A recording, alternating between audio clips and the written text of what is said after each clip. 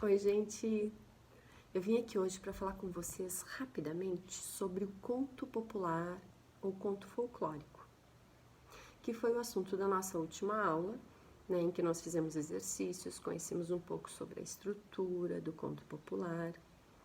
Então, vamos fazer alguns resgates. Nós vimos lá no nosso material didático e a partir do planejamento que foi enviado para vocês, que o conto popular ele nasce de narrativas orais, né, que são passadas de geração em geração, de forma oral, então, e que, por serem passados através da oralidade, da contação de história, né, e já vamos resgatar também um assunto que nós já falamos em aula, a questão da importância, né, da contação de história, ele vai sofrer algumas variações, né, nos registros que são feitos desse conto.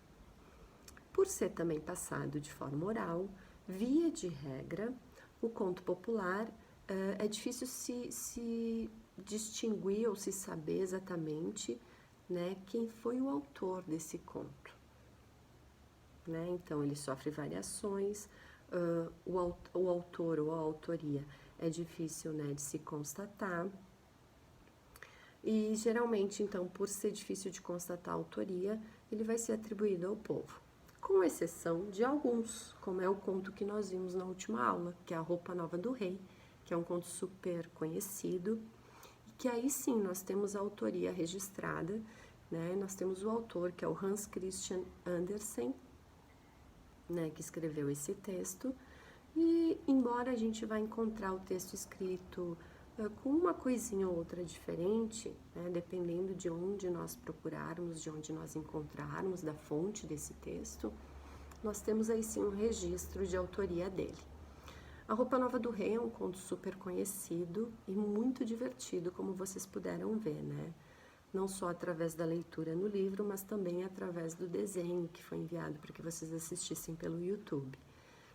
E que traz várias questões, né, para reflexão, porque se trata de um rei, né, que tem uma atitude bastante narcisista, ou seja, né, ele gosta muito dele, né, ele se considera, né, o super rei, e ele acaba sendo enrolado, né, por dois vigaristas que se dizem alfaiates e resolvem vender para o rei a ideia de que eles vão fazer uma roupa que só os inteligentes conseguem ver, né? E aí várias pessoas do reino acabam caindo, né, nesse conto dos vigaristas, e para não parecerem pessoas pouco inteligentes, acabam afirmando que estão vendo essa roupa. E na verdade, quem vai deflagrar essa mentira é o povo no dia do desfile do rei em praça pública, né? E na sequência dos exercícios em que nós estudamos a estrutura textual desse conto, nós vimos também um outro conteúdo que é extremamente importante, que são os marcadores temporais e espaciais, né? Então, nós vimos lá que os marcadores temporais, eles são elementos que estão no texto, né? Palavras ou enunciados que vão nos situar com relação ao tempo em que isso acontece. Nós vimos que os marcadores espaciais, eles vão nos situar com relação ao lugar, ao espaço em que isso acontece. E aí na página 54 do livro de vocês, vocês vão encontrar lá, né? Então, um texto que fala sobre esses elementos e que traz um trecho com destaques de elementos do texto em amarelo ou em azul, que vão dar essas referências de marcadores textuais ou espaciais.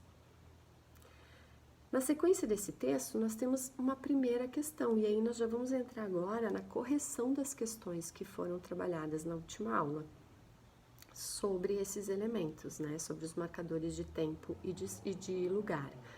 Então, nós temos ali, agora pense e responda, que outras expressões costumam aparecer no início de contos populares para marcar o tempo e o lugar?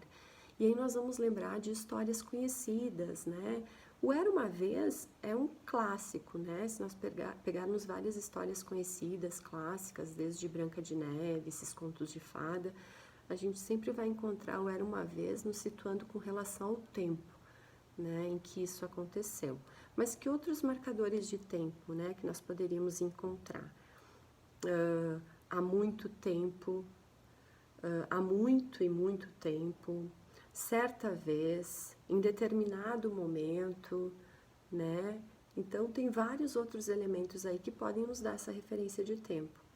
E também vamos encontrar vários outros marcadores de lugar, né? Se pararmos para pensar um pouquinho, rememorar, né?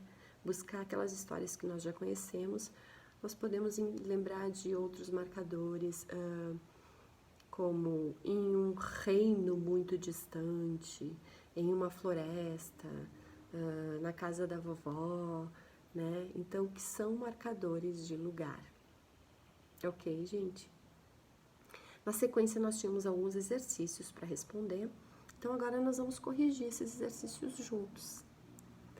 Então, nós temos ali na página 54 o número 8. O número 8 traz a seguinte questão para nós. Na primeira frase desse trecho, há duas ações que ocorrem ao mesmo tempo. Identifique-as. Bom, para a gente resolver essa questão, nós vamos ter que ler, né, o trecho que tem ali, que diz: enquanto o rei caminhava orgulhosamente no desfile sob seu magnífico baldaquim, todos os homens na rua e nas janelas exclamavam: que roupa incrível, que cauda, que corte! Nenhum deles queria deixar que adivinhassem que nada havia, sob pena de passar por tolo ou incapaz. Nunca a roupa do rei havia suscitado tanta admiração. Ora, que ações nós temos ali nesse trecho, né, que nos dão uma referência de ações que ocorrem ao mesmo tempo? Em que momento que as pessoas elogiavam a roupa? Não era no momento em que o rei desfilava? Então, aí nós temos a resposta da questão, né? As frases ou os trechos do texto que deflagram o momento em que essas duas ações ocorrem ao mesmo tempo é: o rei caminhava no desfile e as pessoas elogiavam a roupa. Na questão 9, nós temos a seguinte questão: que palavra indica que as duas ações ocorrem ao mesmo tempo? Sublinhas no texto. Tem uma palavra lá no início do texto que deixa bem claro para nós, que inclusive é a primeira palavra desse trecho, que deixa bem claro para nós que essas ações elas estão ocorrendo ao mesmo tempo, que é a palavra enquanto, gente. Porque enquanto o rei caminhava, todos os homens na rua e nas janelas exclamavam. Então, isso acontecia ao mesmo tempo, ok? Então, a resposta é enquanto.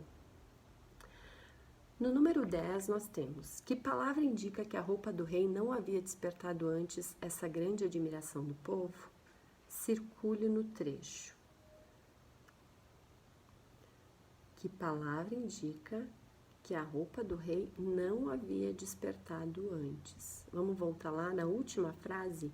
Nunca a roupa do rei havia suscitado tanta admiração. Então, a palavra que nós temos que circular é a palavra nunca.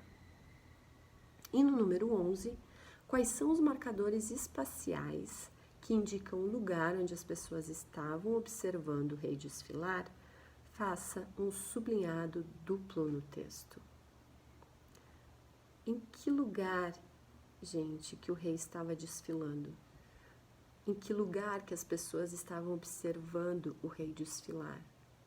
Nós vamos encontrar essa resposta na segunda frase do trecho, lá onde diz: na rua e nas janelas. Ok, pessoal? Então, o que tem que ser sublinhado é na rua e nas janelas. Nós vamos ficar por aqui hoje e nós vamos nos encontrar nas próximas aulas para correções ou para discutir outros assuntos relacionados aos planejamentos. Um abração, gente, bom trabalho para vocês.